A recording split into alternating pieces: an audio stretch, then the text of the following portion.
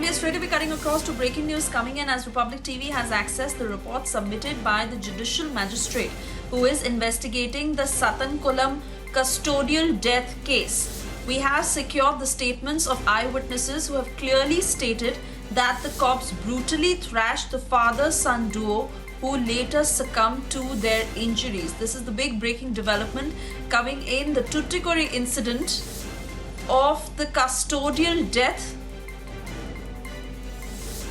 And now Republic TV has accessed the report that has been submitted by the judicial magistrate who is investigating the case.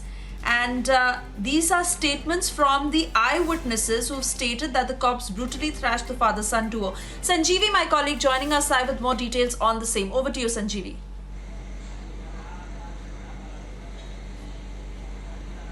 Well, Suvisha, this is really shocking because the judicial magistrate Bharathasan, who is inquiring this matter, has submitted a report at the Madras High Court, and we have accessed the report where he has given so much important details, which includes that how he was intimidated, the magistrate and his whole team was intimidated by the policemen who were at the station during the time of inquiry on 28th of this month on Saturday, because the Madras High Court is observing the matter and also asked the magistrate to submit a report on this matter today. So he submitted a report which is really shocking, which is revealing many details that the magistrate with his team was at the police station on 28 for almost 5 to 6 hours.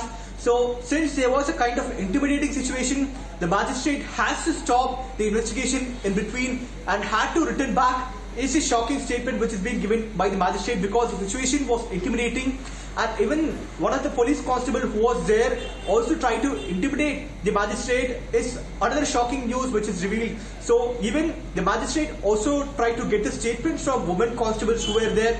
So they also recorded statements that both father and son were charged, lathi charged with the police during the whole night is what the statement reveals. On the other side, the magistrate's statement also reveals there were blood stains in the lathi and also bench of the police station which were cleared, and even were trying to secure the lathi. He also says that the police refused to give the evidence initially. They have to ask multiple times to get the evidence.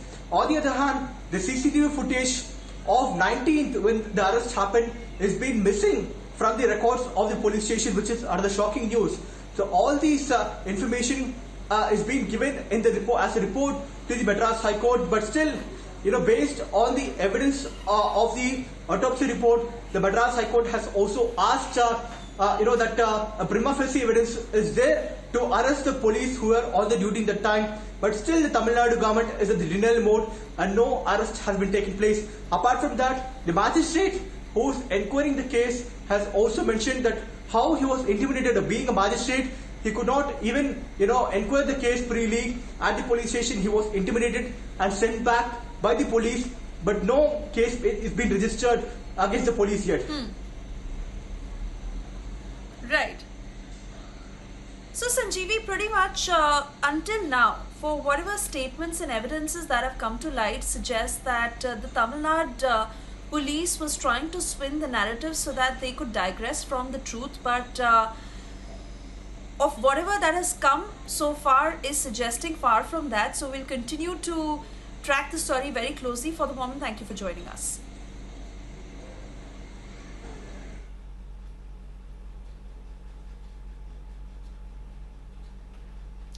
And on to